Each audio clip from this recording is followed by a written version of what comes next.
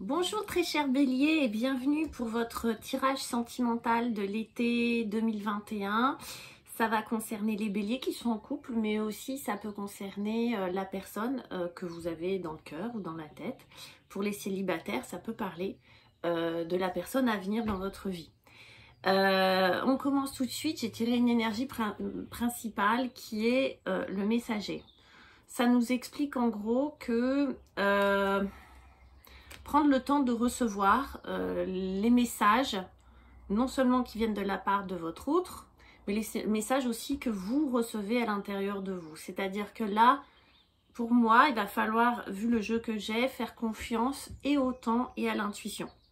On commence tout de suite par votre énergie, vous les béliers, qui est le 10 de coupe. En gros, moi là, c'est ce que vous voulez, le 10 de coupe. Vous voulez le romantisme absolu.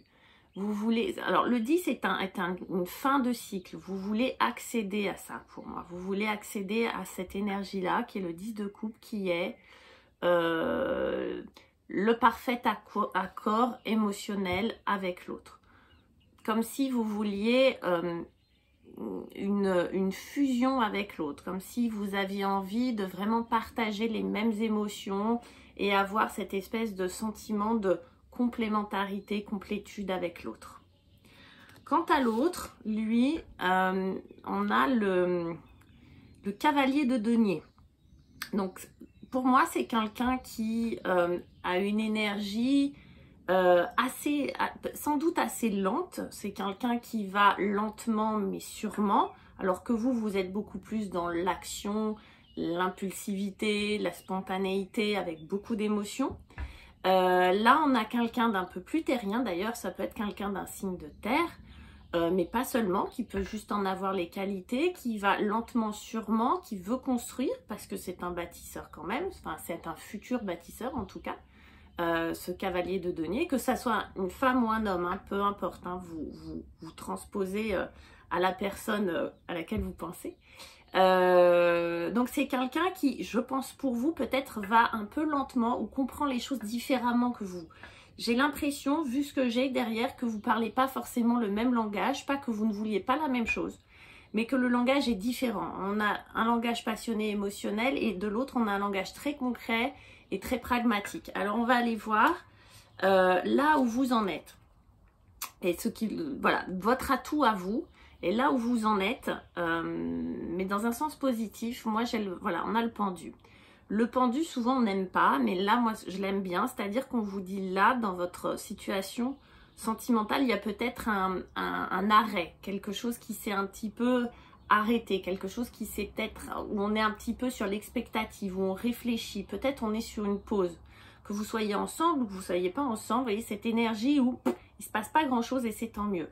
Pourquoi? Parce que le pendu vous invite à regarder la situation autrement. Comme s'il vous invitait à regarder d'un autre point de vue la situation. Donc ça demande du temps pour s'extraire, vous voyez, souvent de ce qu'on a là, du nez là, dans le guidon, de s'extraire de ça pour regarder la situation différemment.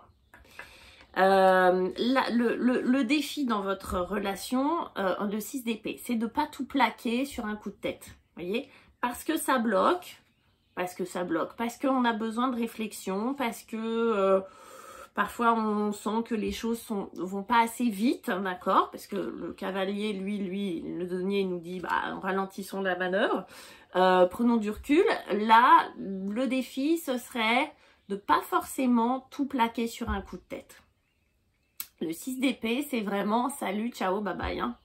Donc, c'est peut-être de résister à ça, à cette tentation-là, ou de le faire. Ça peut dire autre chose. Hein. Ça peut être, ok, il faut le faire maintenant, il faut tout plaquer, il faut se casser, il faut faire autre chose. Mais je pense pas. Je pense que c'est plutôt, prenez la réflexion, en tout cas avant de le faire, réfléchissez bien.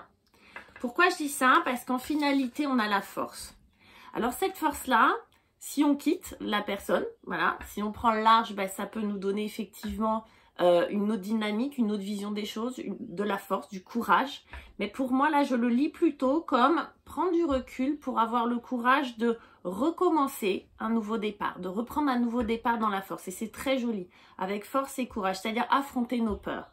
La force représente vraiment celui ou celle, ou là, pour le coup, c'est la relation, hein. Là, je pense que c'est vraiment la relation.